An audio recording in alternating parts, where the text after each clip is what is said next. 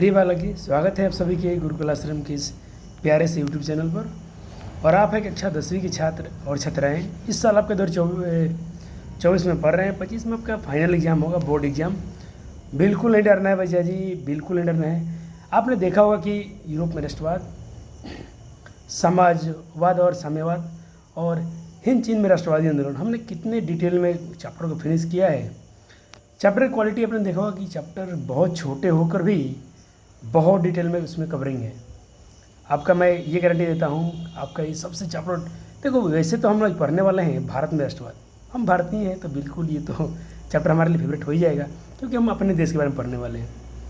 कुछ हम हमारे देश के बारे में जो भी घटनाएं घटी, कितने आंदोलन हुए, बहुत सारे लोग शहीद हुए, बहुत सारी घर उजरे बिजरे, अंततः हमें लास्ट में आज़ादी मिला, इसके बारे में हम पढ़ेंगे। देश में पहले प्रेम नहीं था, लोगों के प्रति एकता नहीं थी, हिंदू मुस्लिम सबको एक किया गया, आंदोलन में मिल के लड़े, अंग्रेजों को हमने भगाया। आज उसके बारे में पढ़ेंगे तो चैप्टर बिल्कुल ईजी होगा, लेकिन बोर्ड के दृष्टि से बहुत इंपॉर्टेंट चैप्टर है ये। कम से कम आपको, मैंने इसका एनालाइज नहीं किया है तो आपको अभी नहीं बता पाऊँगा, क्योंकि मेरा पार्ट 1 लेक्चर है, एक लेक्चर और आएगा, बहुत लंबी चैप्टर है, हम एक बार में तो कवर करा ही नहीं सकते हैं। और आपको बता दूं कि रात के अभी 9 बज रहे हैं, तो बिल्कुल हम कोशिश करें कि 1 घंटे के अंदर में कम से कम आज पार्ट 1 कवर हो जाए, पार्ट 2 में आपका चैप्टर बहुत डिटेल में कवर होगा। तो शुरू करते हैं आज का लेक्चर बिना किसी देरी के, और डिटेल में रीडिंग करेंगे, कम से समझेंगे। जो क्वेश्चन गिना देंगे कि बच्चा जिसको याद रखिएगा, आपको बिल्कुल ध्यान देना है, उसको अंडरलाइन कर लेना है, हाईलाइट कर लेना है, काफ़ी आपके लिए। फिर उसके बाद बोर्ड में अभी एक भी क्वेश्चन छूट जाए तो आगे कहिएगा सर आपका लेक्चर अधूरा था। ऐसा नहीं होगा बच्चा जी, बहुत डिटेल में चैप्टर है और डिटेल में ही हम पढ़ेंगे और मज़ा भी आएगा और आपको समझ में भी आएगा। चलिए शुरू किया जाए आपका आज का लेक्चर। तो ये है बच्चा जी अपना चैप्टर नंबर 4, इकाई 4, अर्थात बोले तो अध्याय 4, चैप्टर 4 जो भी बोले। NCERT हम कवर करते चलें, जो BSCB का बोर्ड, अपना बिहार बोर्ड का बुक है, उसको हम लोग पढ़ रहे हैं। और चैप्टर का नाम है भारत में राष्ट्रवाद। बच्चे राष्ट्रवाद क्या होता है हमने पढ़ के आ चुके हैं। देश के प्रति प्रेम को हम लोग राष्ट्रवाद के नाम से जान रहे थे, जो लोगों में एकता का भाग बनती है राष्ट्रवाद। यहाँ पर करेंगे राष्ट्रवाद का शाब्दिक अर्थ होता है राष्ट्रीय चेतना का उदय। लोगों में चेतना मतलब मन में, उनके मन में, मतलब चेतना बोले तो सर जी हृदय में कुछ बातें उठना, उसको चेतना बोलते हैं। मस्तिष्क में कुछ ख्याल आना चेतना है। ऐसी राष्ट्रीय चेतना का उदय जिससे राजनीतिक, आर्थिक, सामाजिक और सांस्कृतिक एकीकरण का अभ्यास हो। वहाँ हमने क्या पढ़ा था, राष्ट्रवाद एक ऐसी विचारधारा है जो लोगों के प्रति सामाजिक और आर्थिक रूप से, सांस्कृतिक रूप से रहने वाले लोगों में एकता का भाग बनती है। सिम वही बातें हैं, थोड़ा सा इसको अलग तरीके से पेश किया गया है। 19वीं शताब्दी के उत्तरार्ध तक भारत छोटे छोटे राज्यों में विभक्त था। उस वक्त भारत को एकता सूत्र में बांधने वाले तत्वों का बहुत अभाव था, न्याय व्यवस्था का अभाव था, राष्ट्रीय एकता में कमी थी। और राष्ट्रीय एकता में कमी का अर्थ उस अनुभूति का अभाव था जो भारत में रहने वाले लोगों को समान लक्ष्य, समान सरोकार में जोड़े। 19वीं शताब्दी के उत्तरार्ध में एक ऐसे तत्व उभरे जिससे ये कमी दूर होती गई एवं भारत एक संपूर्ण संगठित राष्ट्र का स्वरूप ग्रहण करने लगा। यही राष्ट्रवाद है, जो लोगों में बिखरता हुआ बातें थे, लोग बिखरे हुए थे, सबको एक में कर किया। कोई तत्व आया, एक ऐसे लोग की विचारधारा है जो सब लोग एक होने लगे, धीरे धीरे जुड़ने लगे, इसे राष्ट्रवाद कहा गया। राष्ट्रवाद की अभिव्यक्ति स्वतंत्रता संग्राम है। 19वीं शताब्दी में राष्ट्रीय चेतना का उदय मुख्य रूप से अंग्रेजी शासन व्यवस्था का परिणाम था। ब्रिटिश शासन जो परिवर्तन राजनीतिक, आर्थिक और सामाजिक क्षेत्र में किए थे, उसके परिणाम स्वरूप भारतीय जनता के सभी वर्गों में काफ़ी शोषण हुआ था। और यहाँ पर यह भी कहा जा रहा है बच्चा जी कि जिनके जनता के बीच असंतोष की भावना का एक व्यापक रूप लिया था। दूसरी तरफ अंग्रेजों ने डाक और तार व्यवस्था, सुचारू प्रशासन चलाने तथा रेल छपखाने समरूप प्रशासनिक व्यवस्था आदि का विकास किया। यद्यपि उनका ये विकास एक सुचारू प्रशासन चलाने की दृष्टि से किया गया था, तथापि इन सभी राष्ट्रीय चेतना के उदय में महत्वपूर्ण भूमिका निभाई। हम पर एक राष्ट्रवाद के उदय कारण क्या थे, यहाँ पर उदय कारण बहुत सारे दिए गए हैं। पहले हम पढ़ेंगे राजनीतिक कारण। कुछ पॉलिटिकल का रीजन थे, जैसे कि भारत में राष्ट्रीय चेतना का जागृत करने में विभिन्न कारणों का योगदान रहा है, लेकिन परंतु किसी न किसी रूप से ब्रिटिश सरकार की प्रशासनिक नीतियों से संबंधित ब्रिटिश शासक साम्राज्यवादी नीति का भी नीति पोषक तत्व थे। सन 1858 में महारानी विक्टोरिया जो इंग्लैंड की रानी थी, उनका घोषणा होते ही ब्रिटिश साम्राज्य के अधीन आ गए। और इस घटना ने कुछ हद तक भारत को एक राष्ट्रीय स्वरूप प्रदान किया। उसके बाद भारत में राष्ट्रीयता की लहर आई। उसको कुचलने के लिए सरकार ने कई दमन चक्र चलाए। ब्रिटिश सरकार कई बार उसको, जो भारत में लोगों के प्रति देश प्रेम की भावना जग रही थी, एकता की भावना जग रही थी, उसे कुचलने के लिए बहुत सारे कार्यक्रम चलाया ब्रिटिश सरकार ने। सन 1875 में तत्कालीन वायसराय लॉर्ड लिटन ने वर्नाकुलर पैक्स एक्ट पारित किया। बोर्ड में ये क्वेश्चन कई बार पूछा गया है कि वर्नाकुलर प्रेस एक्ट किसने पारित किया। बच्चा जी, बहुत इंपॉर्टेंट क्वेश्चन है, प्यारा सा क्वेश्चन है, आप याद रख सकते हैं नहीं, याद तो रखना ही पड़ेगा। मैं हाइलाइटर लेके चल रहा हूँ। उस व्यक्ति का नाम है, और कब हुआ था वर्नाकुलर, तो 1878 में हुआ था। किसने किया था, तो वायसराय लॉर्ड लिटन ने। क्लियर है सर? क्लियर है। आपने एक पॉइंट नोट किया? हाँ सर, बहुत इंपॉर्टेंट। सन 1889 में आर्म्स एक्ट, वो भी क्वेश्चन याद है बच्चा जी। इस बार बिहार बोर्ड ने जो क्वेश्चन पूछा था ना, बच्चे डरे से हैं, सहमे से हैं। हम भी थोड़े थोड़े बच्चे जी सहमे हुए हैं कि एक भी पॉइंट को मिस न किया जाए, डिटेल में पढ़ा जाए, समय लगता है लगने दिया जाए। भारतीयों के लिए अस्त्र शस्त्र रखना गैर कानूनी घोषित कर दिया गया। आर्म्स एक्ट के अनुसार हम अस्त्र शस्त्र नहीं रख सकते थे कोई भारतीय। सन 1883 में इल्बर्ट बिल, कौन सा बिल आया? Ilbert bill. हम बहुत सारे हाइलाइटर लेके आए हैं, तो बिल्कुल इसका इस्तेमाल करेंगे ही, ताकि इतना अच्छा कलरफुल नोट्स दिखे, ये देखने में मज़ा आ जाए बच्चों को। थोड़ा सा आजा, मेरे पास 4 हाइलाइटर हैं, चारों का इस्तेमाल करेंगे। 1883 में क्या आ गया मेरे पास भी? Ilbert bill. अभी इल्बर्ट बिल क्या बोलता है? यह कहता कि राष्ट्रवाद को बल दिया। इस बिल का उद्देश्य था भारतीय यूरोपियों और व्यक्तियों में फौजदारी मुकदमे की सुनवाई सामान्य न्यायालय में करना था। उस विशेषाधिकार को समाप्त करना था जो यूरोप के निवासियों को अभी तक प्राप्त था। जिसके अंतर्गत उनके मुकदमे सिर्फ यूरोप के जज ही सुन सकते हैं। यूरोपीय जनता इसका विरोध किया। सरकार को इस बिल को वापस लेना पड़ा। और सन 1899 में लॉर्ड कर्जन ने, ये भी हम चलेंगे एक पॉइंट फिर से, 1899 में 1889 में लॉर्ड कर्जन ने कोलकाता कॉरपोरेशन एक्ट पारित किया। कोलकाता कॉरपोरेशन एक्ट किसने पारित किया? तो लॉर्ड कर्जन ने। कब पारित किया? तो 1899 में। बच्चा जी सब ध्यान रखेंगे हर पॉइंट को। जिसमें नगर पालिका में निर्वाचित सदस्यों की संख्या में कमी और गैर निर्वाचित सदस्यों की संख्या में वृद्धि की गई। ये कानून हम लोग के लिए नहीं था। और 1904 में विश्वविद्यालय अधिनियम द्वारा विश्वविद्यालय पर सरकारी नियंत्रण बढ़ा दिया गया। सन 1905 बंगाल विभाजन, क्वेश्चन कई बार आ गया है कि बंगाल विभाजन कब हुआ था। तो बच्चा, मेरे प्यारे प्यारे बच्चे याद रखेंगे, 1905 में बंगाल का विभाजन। कर्जन ने सांप्रदायिकता के आधार पर यह तर्क देते हुए कह दिया कि ये प्रशासनिक सुविधा होगी। इस भारतीयों को काफ़ी रोष पैदा हुआ और राष्ट्रवादी भावना बलवती हुई, यानी खौलती हुई समझ लो। आगे चलकर 1911 में ब्रिटिश सरकार को इसे रद्द करना पड़ा कानून को, जो बंगाल विभाजन में था। और सन 1907 में ये 1911 में लोग अपना इस ब्रिटिश सरकार इसे रद्द करती है। और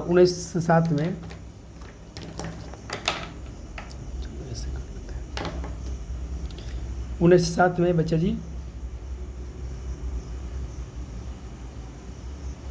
देशद्रोही सभा अधिनियम, सभाओं पर रोक लगाने के लिए 1910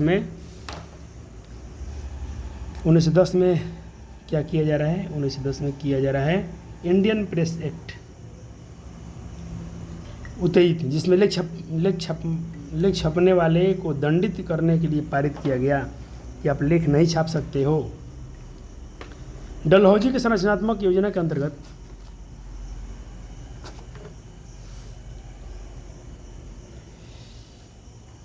भारत में रेलवे, टेलीग्राम लाइन एवं व्यवस्थित परिवहन व्यवस्था की शुरुआत हुई। इन सबके द्वारा संपूर्ण भारत को क्षेत्रों के बीच की दूरियां घटने लगी। स्थानीयता समाप्त हुई और एक केंद्र से दूसरे केंद्र से जुड़ा हुआ और एक राज्य दूसरे राज्य से जुड़े राष्ट्रवाद के विकास में सहायक बना। भारत में अंग्रेजी शिक्षा नीति ने राष्ट्रवाद के उदय में महत्वपूर्ण भूमिका निभाई। इसके प्रजातंत्र एवं आधुनिक प्रगति की जानकारी मिली। मानवतावाद, व्यक्तिवाद, यूरोपीय पुनर्जागरण, फ्रांस में राज्य क्रांति और अमेरिका स्वतंत्रता संग्राम की जानकारी मिली। लॉर्ड मॉन्टेस्क्यू और रूसो के विचार से भारत, ये दोनों कहाँ के थे बच्चे जी? मैंने बताया था मॉन्टेस्क्यू और रूसो कहाँ थे, ये फ्रांस के विचारक थे। भारतीय प्रभावित हुए और वे अपने उदारित्व एवं नवीन कानून से अवगत होकर अधिकार की बात करने लगे। आर्थिकरण, ये तो है बच्चा जी, हमने पढ़ लिया। ये तो राजनीतिकरण था। अब हम पढ़ेंगे आर्थिकरण। कहते भारत में अंग्रेजों ने जो आर्थिक नीति अपनाई थी, फलस्वरूप कृषि और कुटीर उद्योग में काफ़ी धक्का पहुंचा था।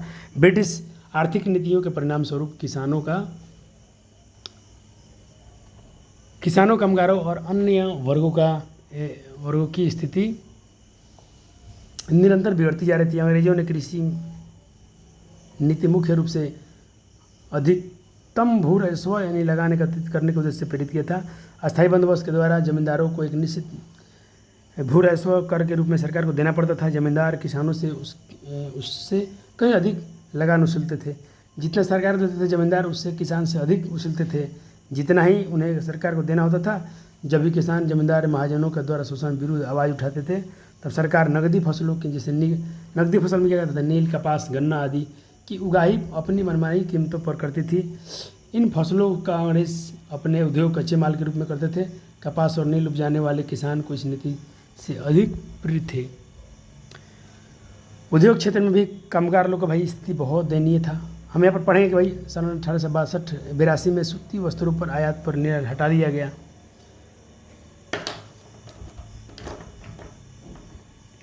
यहाँ पर ब्रिटिश सरकार द्वारा 1882 में सूती वस्त्रों पर आयात का कर हटा लिया गया, जिससे भारत मशीनों से बना सामान इंग्लैंड से आता था और यहाँ पर कारखाना लगाए जाने का प्रक्रिया अत्यंत धीमी थी, क्योंकि सरकार भारत में औद्योगिकरण के पक्ष में नहीं था।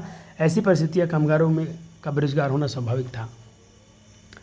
कृषि और उद्योग संक्षिप्त विवरण से हमने ये देखा कि भारतीय समाज का प्रत्येक वर्ग अंग्रेजी शासन से अधीन कठिनाइयों का सामना कर रहा था।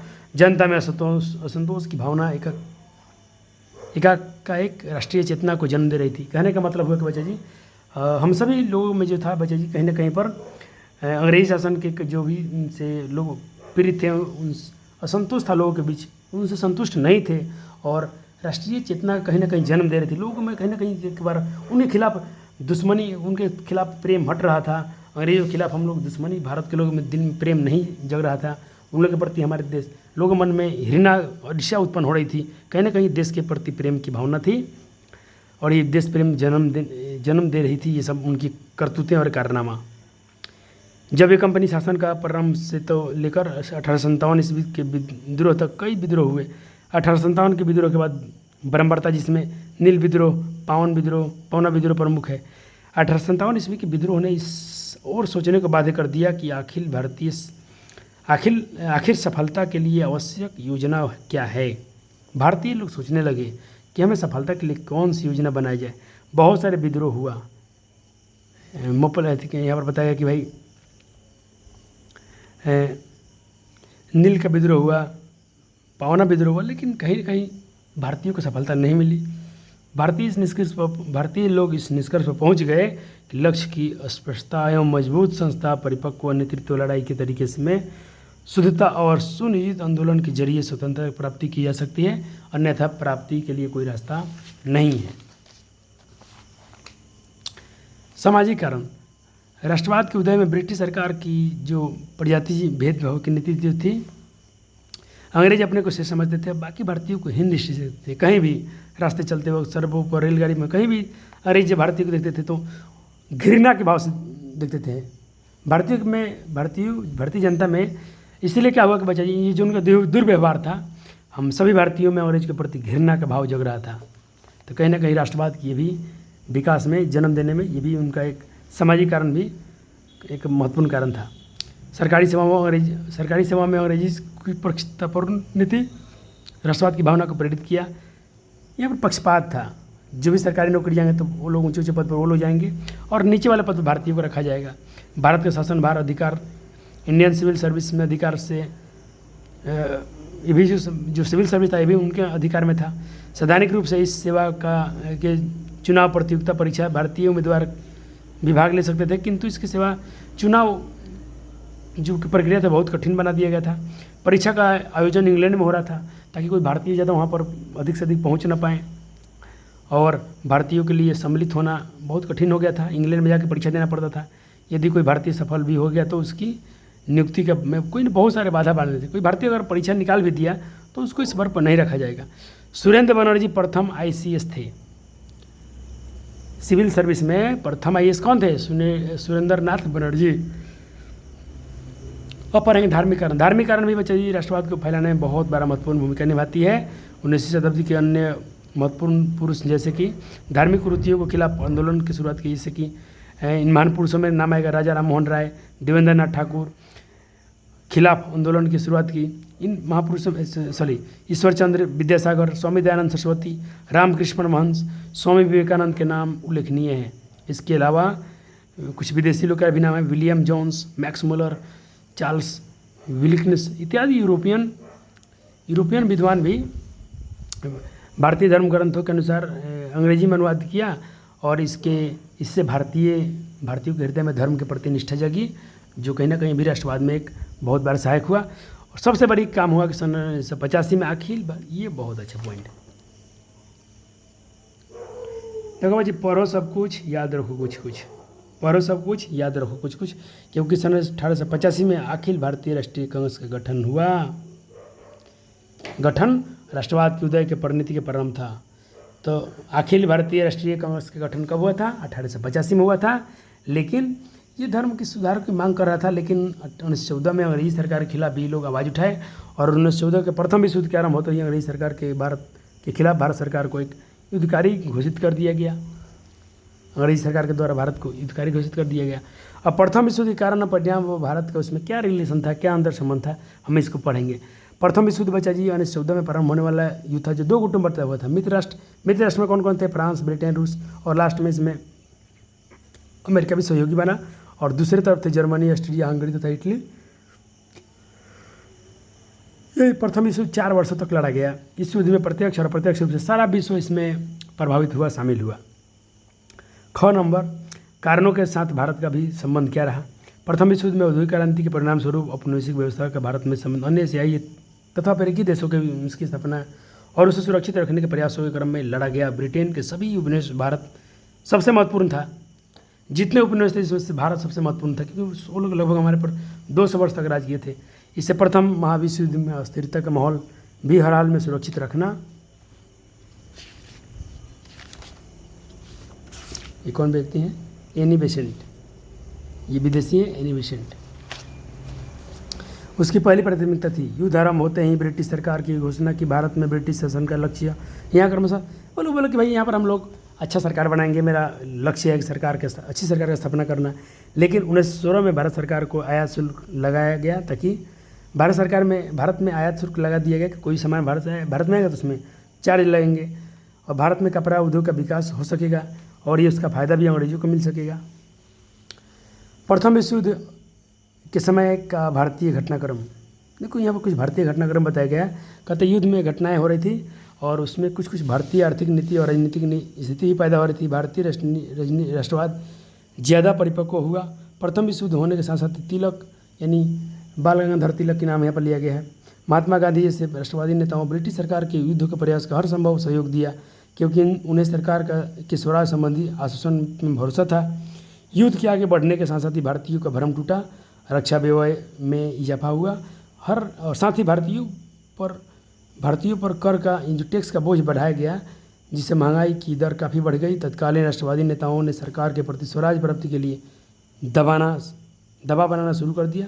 1915 से 1977 के बीच एनी बेसेंट और तिलक ने आयरलैंड में से प्रेरित होकर होम रूल लीग आंदोलन आरंभ किया। युद्ध के इसी काल में क्रांतिकारी आंदोलन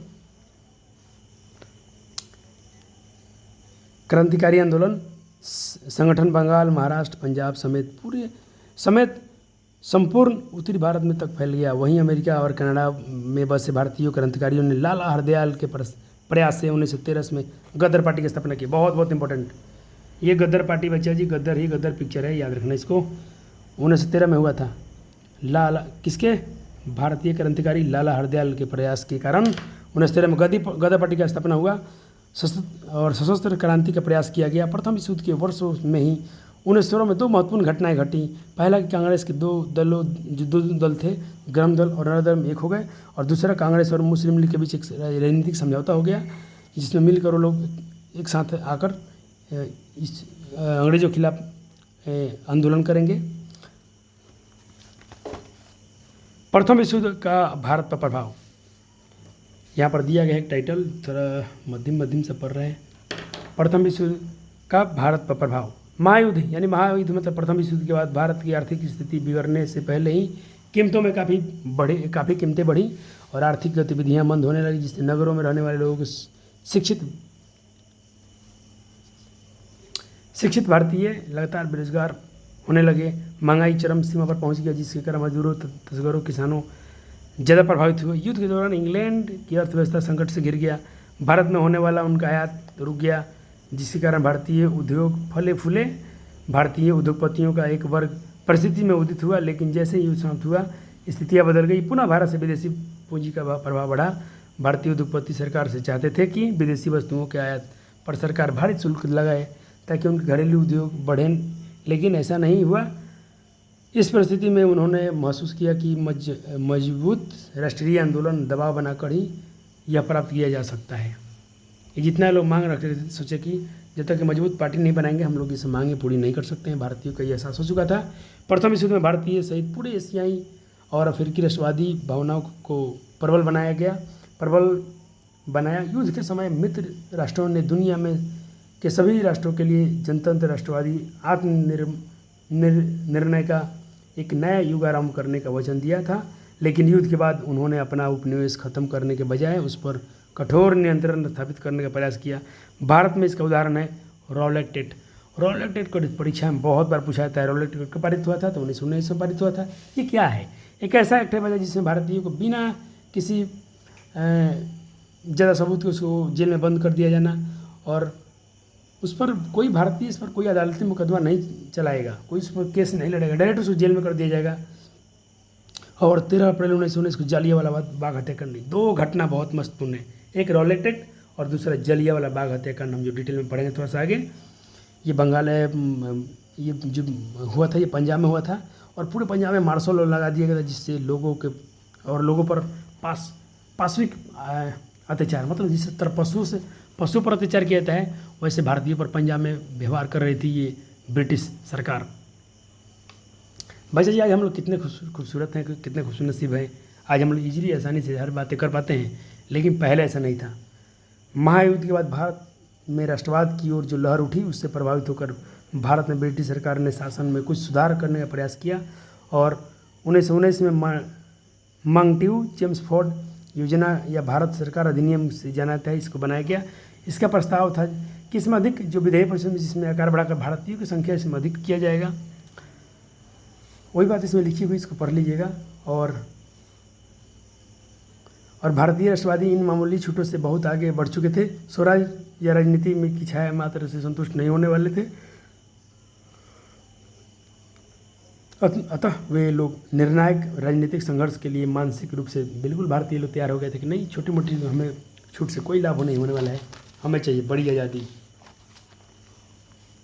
प्रथम विश्व युद्ध के प्रत्यक्ष प्रभाव खिलाफत आंदोलन के रूप में सामने आया। प्रथम महायुद्ध में ओटोमन तुर्की के जो इस्लामिक दुनिया के राजनीतिक और आध्यात्मिक नेता जो खलीफा थे, उनकी हार हो गई थी, और अफवाह फैला दिया गया था कि इन पर सख्त शांति संधि थोपी जाएगी, जिससे भारतीय मुसलमान में बहुत नाराज़गी बढ़ी थी। और भारतीय मुसलमान चाहते थे कि भाई, और इधर के जो भारतीय उन्हें 1916 में भारतीय में जो लीग कांग्रेस समझौता यानी लखनऊ समझौता परीक्षा में पूछा गया। बच्चा जी, लखनऊ समझौता कब हुआ था? परीक्षा में क्वेश्चन कई बार आया है, मैं जितना बोल रहा हूँ क्वेश्चन आया तो आया है। इसे बच्चा जी लीग कांग्रेस समझौता भी बोला जाता है। इसे लीग कांग्रेस समझौता या लखनऊ समझौता भी बोला जाता है, जिसमें मुसलमानों और हिंदुओं में साझी राजनीतिक जमीन पर ही तैयार कर दिया गया था। इस स्थिति में गांधी जी खिलाफत के प्रश्न को भावी राजनीतिक आंदोलन के लिए महत्वपूर्ण मुद्दा बनाते हुए असहयोग आंदोलन की रूपरेखा तैयार कर रहे थे। यानी कहने गांधी जी की एक और क्रांति करने का मौका मिला जिससे हम असहयोग आंदोलन बोलेंगे। और वो किस क्रांति के आधार पर, जो उधर जो खलीफा थे, मुस्लिमों का आध्यात्मिक नेता थे, उनके जो खिलाफ उनको एक विशेष मुद्दा बनाकर और हिंदू मुस्लिम को एक करके एक मंच पर लाकर इसे एक बहुत अच्छा एक आंदोलन करने जा रहे थे जिसका नाम था असहयोग आंदोलन। महायुद्ध यानी प्रथम विश्व युद्ध के बाद एक महत्वपूर्ण परिणाम ये भी हुआ कि गोरों की प्रतिष्ठा घटी। साम्राज्यवाद के आरंभ से यूरोपीय शक्तियों ने सत्ता बनाए रखने के लिए जो जाति संस्कृति श्रेष्ठता का विचार किया था, लेकिन युद्ध के दौरान ही दोनों पक्षों ने एक दूसरे के खिलाफ धुआंधार प्रचार किया तथा अपने विरोधियों तथा उपनिवेशों के बर्बर और असभ्य व्यवहार का पर्दाफाश किया। स्वाभाविक और उपनिवेशों जो भारत की जनता दोनों पक्षों में विश्वास किया करती थी, गोरों की श्रेष्ठता का भय उनके मन से उठने लगा। यानी गोरों के प्रति जो लोगों में प्रेम में आदर था, उस आदर कम होने लगा। और प्रथम विश्व युद्ध में उत्पन्न परिस्थिति और राष्ट्रीय आंदोलन में गांधीवादी चरण 1919 के लिए पृष्ठभूमि का निर्माण कार्य किया। 1915 में दक्षिण अफ्रीका से लौटने के बाद गांधी जी ने रचनात्मक कार्य किए और अहमदाबाद में साबरमती की स्थापना किया।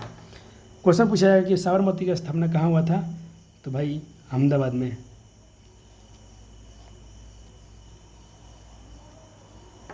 और चंपारण खेरा में कृषि आंदोलन के लिए, अहमदाबाद श्रमिक आंदोलन के लिए नेतृत्व का गांधी जी प्रभावी राजनेता के रूप में राष्ट्रीय पहचान बनाई। प्रथम विश्व युद्ध के अंतिम दौर में इन्होंने कांग्रेस, होम रूल और मुस्लिम लीग के नेताओं में घनिष्ठ संबंध स्थापित किए। ब्रिटिश सरकार उत्पीड़नकारी नीतियों में और रॉलेट एक्ट के विरोध में इन्होंने सत्याग्रह की शुरुआत की। अब ये रॉलेट एक्ट क्या है, थोड़ा इसमें समझाया गया है। एक ऐसा एक्ट है कि जिसमें कोई भारतीय पर बिना मुकदमे चलन को जेल में डाल दिया जाता था। और कहते कि यहाँ पर कहा गया कि भाई एक भारत में विधेयक लाया गया, इसके अनुसार समिति की अनुशंसा की क्रांतिकारी और अराजकता अधिनियम 21 मार्च 1919 को केंद्रीय विधान परिषद पारित किया गया। इस अधिनियम के अंतर्गत विशेष न्यायालय के गठन का प्रावधान था, जिसके निर्णय के विरुद्ध कोई अपील नहीं की जा सकती है। किसी भी व्यक्ति को अमान्य साक्ष्य और बिना वारंट के भी गिरफ्तार किया जा सकता था। ऐसा ये एक्ट था। महात्मा गांधी इसका बहुत बेजोर विरोध किए और मूल अधिकारों का हत्या करने वाला बताया। और इस रॉलेट के विरोध में गांधी जी ने अध्यक्षता में एक सत्याग्रह सभा आयोजित किया और गिरफ्तारियां भी दी गई। 6 अप्रैल 1919 को देशव्यापी हड़ताल आयोजित किया गया। कई जगहों पर आंदोलन हिंसात्मक हो गया। विरोध में अंतिम परिणति 13 अप्रैल 1919 को जालियांवाला बाग हत्याकांड भी सामने आया। 13 अप्रैल 1919 को जालियांवाला बाग हत्याकांड जो हुआ था, पंजाब में हुआ था। यहाँ पर बताया जा रहा है कि विश्वजनित घटनाओं का प्रभाव पंजाब में विशेष रूप से प्रचलित होने के कारण वहाँ का जनमानस आंदोलित था। 6 अप्रैल को देशव्यापी हड़ताल के बाद 9 अप्रैल 1919 को 2 स्थानीय नेताओं डॉक्टर सत्यपाल और किचलू को यहाँ पर गिरफ्तार कर लिया गया। और दोनों जो थे कांग्रेस के वार्षिक अधिवेशन के स्वागत में समिति सदस्य भी थे। यही कारण लोगों में बड़ी नाराजगी फैली और 13 अप्रैल 1919 को ये लोग जालियांवाला बाग में एक आयोजन बनाए और वहाँ पर सार्वजनिक सभा बुलाई। आपस में लोग शांतिपूर्ण आंदोलन का विचार कर रहे थे, लेकिन वहाँ का जो जिला मजिस्ट्रेट था, जो डीएम था, मजिस्ट्रेट जनरल ओ डायर ने बिना किसी चेतावनी के शांतिपूर्वक चल रही सभा पर गोलियां चलाकर लगभग 1000 लोग को मार दिया और बहुत सारे लोग घायल भी हुए। जालियांवाला बाग हत्याकांड जो नरसंहार था, इसके बाद पंजाब में मार्शल लॉ लगाकर आतंक का माहौल कायम कर दिया गया। एक तो इतने लोग को मारा गया, फिर मार्शल लॉ लगा दिया गया ताकि कोई भारतीय कुछ कर ना पाए। खिलाफत आंदोलन, वही जो मुस्लिम जो आध्यात्मिक नेता थे उनको कोई पद से हटाया गया था। इसको लेकर भारतीय मुसलमानों में बहुत बड़ा द्वेष थी, नाराजगी थी। और 1920 के प्रारंभ में भारतीय मुसलमानों ने तुर्की के प्रति जो ब्रिटेन की नीति बदलने के बाध्य करने थी जोरदार आंदोलन का प्रारंभ किया और जिसे खिलाफत आंदोलन कहा गया। महात्मा गांधी और भारतीय राष्ट्रीय कांग्रेस अमृतसर अधिवेशन यानी दिसंबर 1919 में समर्थन पाकर यह आंदोलन काफ़ी सख्त हो गया। नवंबर 1919 को महात्मा गांधी अखिल भारतीय राष्ट्रीय आंदोलन के अध्यक्ष बन चुके हैं। इसे गांधी जी ने हिंदू मुस्लिम एकता के महान अवसर पर रूपरेखा तय किया। खिलाफत आंदोलन के 3 सूत्रों की मांग तैयार किया गया। पहला कि तुर्की के सुल्तान जो थे खलीफा, उनको लौकिक अधिकार प्रदान किए जाए ताकि वह इस्लाम की रक्षा कर सकें। दूसरा भी एक सूत्र मांगा गया, एक सूत्र तैयार किया गया कि अब अरब प्रदेश के वो मुस्लिम शासन के अधीन खिलाफा का जो खलीफा थे उनका अधीन किया जाए। खलीफा को मुसलमानों को पवित्र स्थलों और संरक्षण बनाया जाए। 17 अक्टूबर 1919 में पूरे भारत में खिलाफत दिवस मनाया जाता है।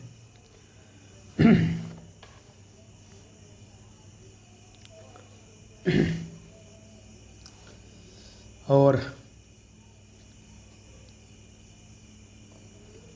कहते कि यहाँ पर खिलाफत हमने पढ़ लिया था, मनाया गया। इसी बीच भारतीय राष्ट्रीय कांग्रेस कोलकाता अधिवेशन, ये भी याद रखना है। देखो, एक तो लाहौर अधिवेशन, एक हमने पढ़ा अमृतसर अधिवेशन, सब अधिवेशन याद रखना है। देखो, अमृतसर अधिवेशन कब हुआ था?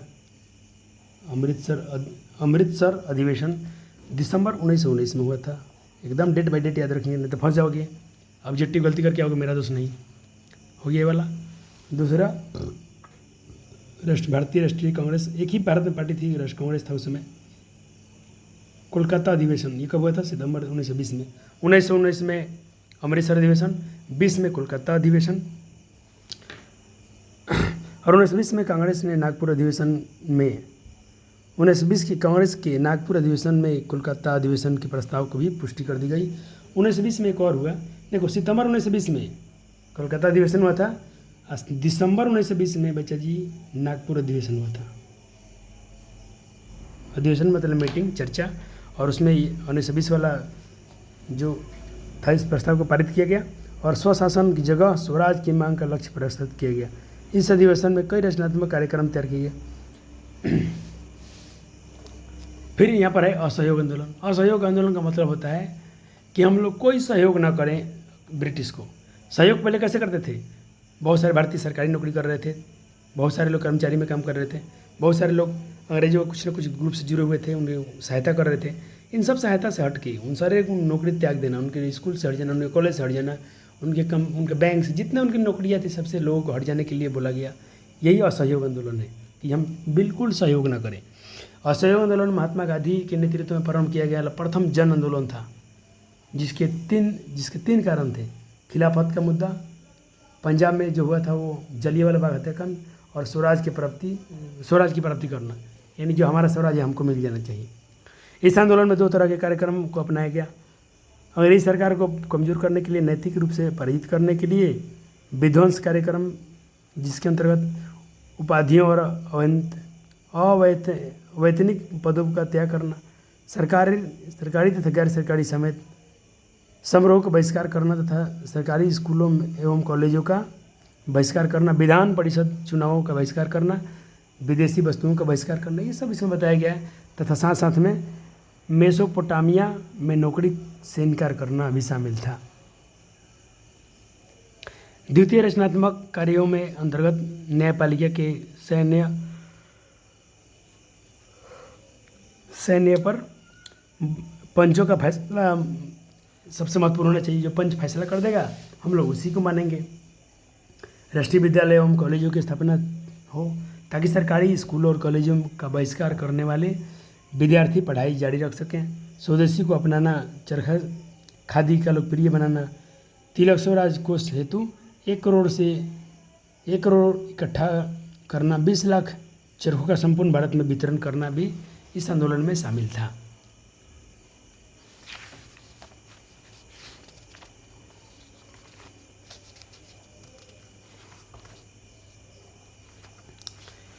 आंदोलन का आरंभ कब हुआ? कहता कि जनवरी 1921 में असहयोग आंदोलन का शुरुआत हुआ था। संपूर्ण भारत में असहयोग आंदोलन को अभूतपूर्व सफलता मिली।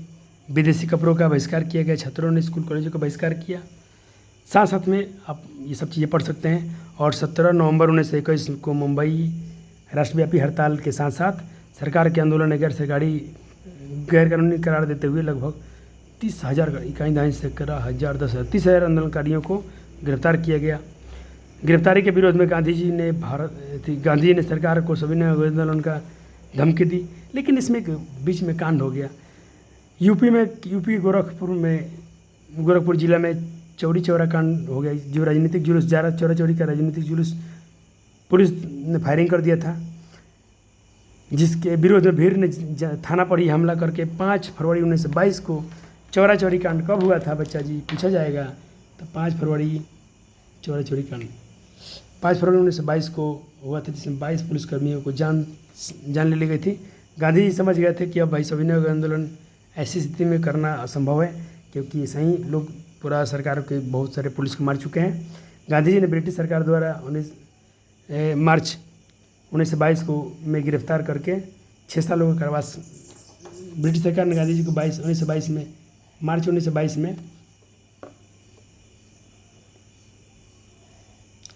गिरफ्तार कर लिया और 6 वर्षों के लिए कारागार का सजा सुना दिया, 6 वर्षों के लिए जेल की सजा सुना दिया।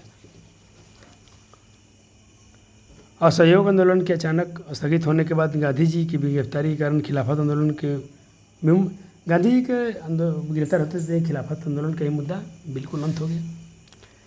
और हम पढ़ेंगे सविनय अवज्ञा आंदोलन। बाद में फिर गांधी जी दूसरा आंदोलन शुरू करेंगे, जिसका नाम होगा, ये 1930 में शुरू होगा, जिसका नाम होगा सविनय अवज्ञा आंदोलन। ये देश का दूसरा जन आंदोलन था। पहला क्या था बच्चा जी?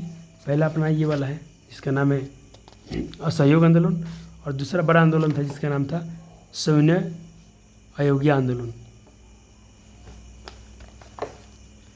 असहयोग आंदोलन के बाद ये भारत का दूसरा आंदोलन था साइमन कमीशन 1919 के एक्ट के पारित के समय ब्रिटिश सरकार की यह घोषणा की थी कि 10 वर्षों के पश्चात पुनः इन सुधारों को समीक्षा की जाएगी, परंतु इस समय पूर्व में पहले ही नवंबर 1927 में ब्रिटिश सरकार ने एक इंडियन स्टेट यूडिटरी कमीशन का गठन किया, जिसे आमतौर पर साइमन कमीशन कहा जाता है। यह आयोग 7 सदस्यों वाला था, जो सातों के सातों बच्चा जी उसमें विदेशी ही रहेंगे।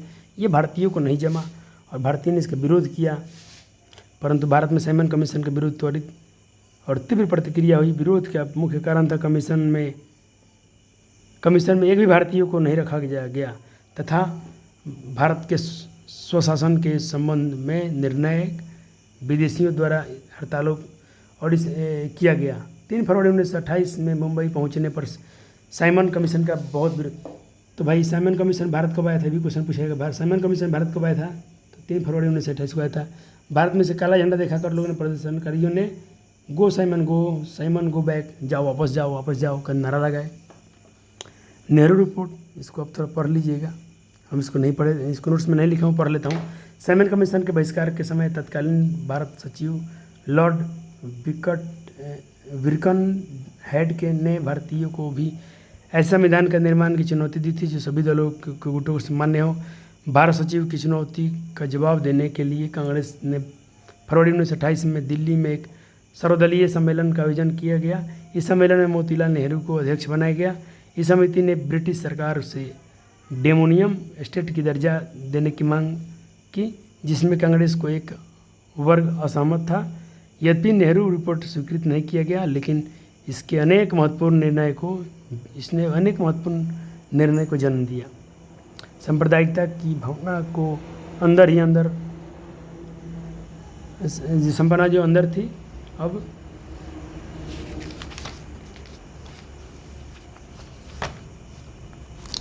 उभर कर सामने आ गई थी।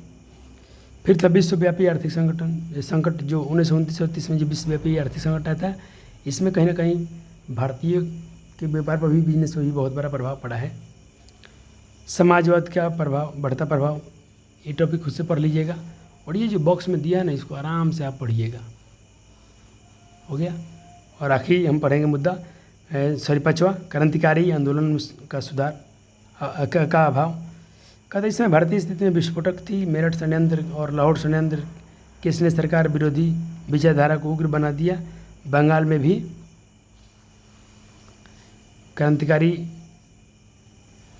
राष्ट्रवाद की गतिविधियों पर एक बार फिर उभरी।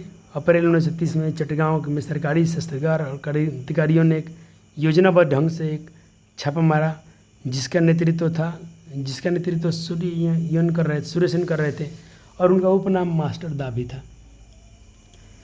5वां है पूर्ण स्वराज की मांग। ये क्वेश्चन बहुत बार पूछा गया कि पूर्ण स्वराज की मांग कांग्रेस के किस अधिवेशन में किया गया था?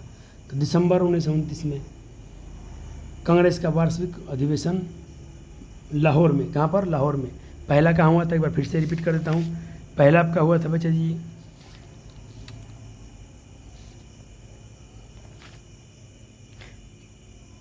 पहला हुआ था अमृतसर अधिवेशन 1919 में। दूसरा हुआ था वो कोलकाता अधिवेशन सितंबर 1920 में। तीसरा हुआ था दिसंबर 1920 में कांग्रेस के नागपुर अधिवेशन कोलकाता में हुआ था। और अभी जो हुआ था किधर गया नाम याद है,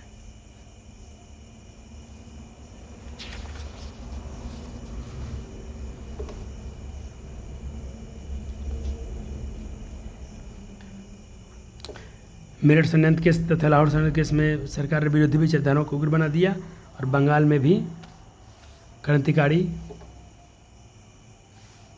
इसको अब जरूर पढ़िएगा बॉक्स वाला।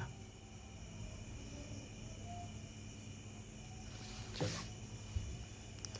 अब जो यहाँ पर बताया गया दिसंबर 1929 में कांग्रेस का वार्षिक अधिवेशन लाहौर में जवाहरलाल नेहरू की अध्यक्षता में हुआ। 31 दिसंबर 1929 को मध्य रात्रि में कराची में नदी के तट पर नेहरू ने तिरंगा झंडा फहराया और 26 जनवरी 1929 को पूर्ण स्वतंत्रता दिवस मांगने की घोषणा की। इस प्रकार पूरे देश में तीव्रता और गरीबी के हम क्या पढ़ रहे हैं। इस प्रकार पूरे देश में उत्साह और एक नई लहर जागृत हुई। जैसे ही एक पूर्ण स्वराज वाला मांग हुआ कांग्रेस का लाहौर वाला अधिवेशन में दिसंबर 1929 में, लोगों में एकता का बहुत बड़ा लाहौर जगा। और फिर गांधी का सामंतवादी समझौता रुख, यहाँ तक पढ़ लेंगे। फिर गांधी जब दांडी यात्रा किए थे तो अपने 12 मार्च 1930 को साबरमती आश्रम से अपने 78 अनुयायियों को साथ दांडी समुद्र तट तक गांधी जी ऐतिहासिक यात्रा किए। 24 दिन में 250 किलोमीटर चले और 6 अप्रैल को समुद्र के पानी से नमक बनाकर कानून का उल्लंघन किया। ये कानून जो था बच्चे इसके निम्नलिखित प्रकार थे, यहाँ तक पढ़ लीजिएगा। फिर नमक सत्याग्रह का प्रसार कैसे हुआ तो इसको डिटेल में लिखा गया है। हर जगह राजा धीरे धीरे अपना अपना जगह प्रचार करने लगे। एक बार हिंदी में पढ़ लेना, एक बार इंग्लिश मीडियम में पढ़ लेना, जो सबको अच्छा लगे। हम इंग्लिश मीडियम क्या बात कर रहे हैं। चलो हम बच्चा जी शुरू करेंगे, जब चैप्टर शुरू करेंगे ना तो यहीं से ही करेंगे। तो मैं यहीं पर बोलता हूँ कि हम यहीं से दूसरा लेक्चर शुरू करेंगे और लेक्चर 1 हम यहीं पर फिनिश करेंगे।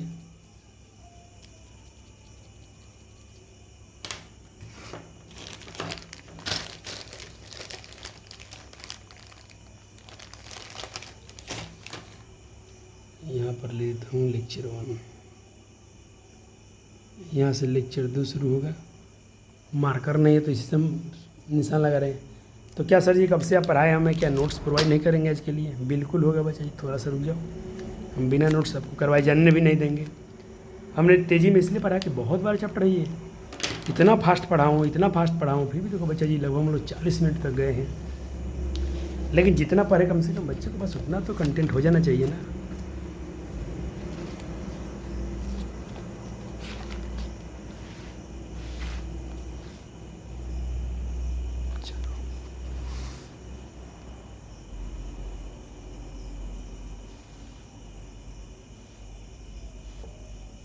नोट्स बनाने में बच्चे बहुत समय लगा था। अब आपका ड्यूटी क्या बनता है?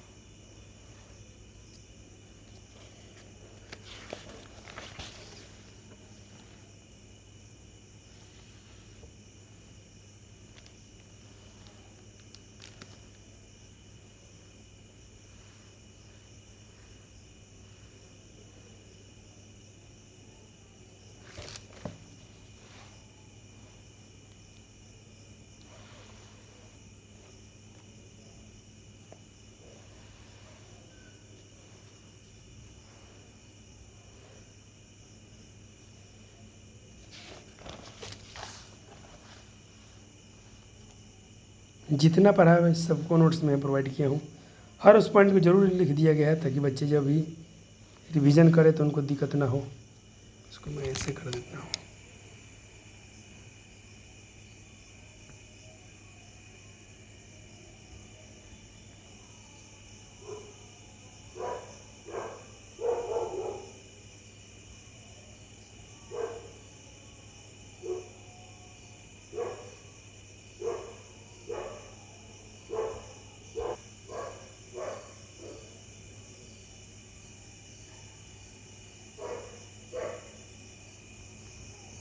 ये नवंबर लिखा हूँ, नवंबर 1919।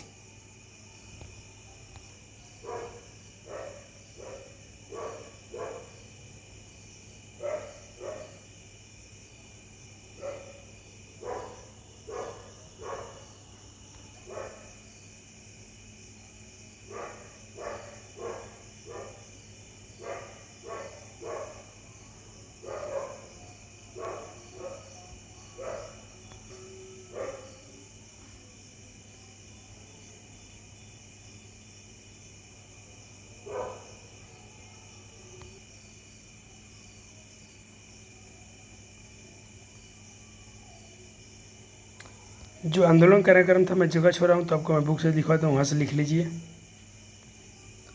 आंदोलन कार्यक्रम इस प्रकार था। पहला कार्यक्रम ये था, दूसरा था छात्रों और स्कूल कॉलेजों का बहिष्कार करना, यहाँ तक लिखना है। उसके बाद से हेडिंग तैयार होगा अपना, नमक सत्याग्रह का प्रसार। तो इसके लिए बच्चे देखो इसमें सारे टॉपिक लिखने पड़ेंगे आपको, या तो पढ़ लीजिएगा या तो लिख लीजिएगा, आपकी मर्जी। सारा की पॉइंट छोटे छोटे दिया गया है, इसको पढ़ना पड़ेगा डिटेल में आपको।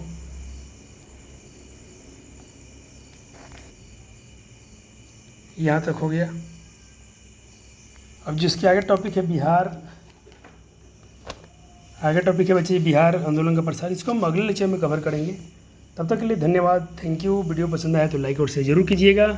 मिलते हैं अगले लेक्चर में, तब तक के लिए बच्चों का बहुत बहुत शुक्रिया। और चैनल जुड़ने के लिए वीडियो पसंद आए तो लाइक और शेयर करके अपने दोस्तों से जरूर शेयर कीजिएगा। जैसे पढ़ाए जा रहे हैं बच्चे वैसे ही पढ़ते चलिए। मैं वो गारंटी देता हूँ कि आपको विदाउट कोचिंग को कोई समस्या नहीं आएगा। और ये प्रॉपर बिहार बोर्ड के लिए, इसमें कोई हम कंजूसी नहीं करेंगे। आपके सारे क्वेश्चन बैंक को कवर किया जाएगा और साथ में आपको कुछ एक्स्ट्रा क्वेश्चन भी कराए जाएंगे। धन्यवाद।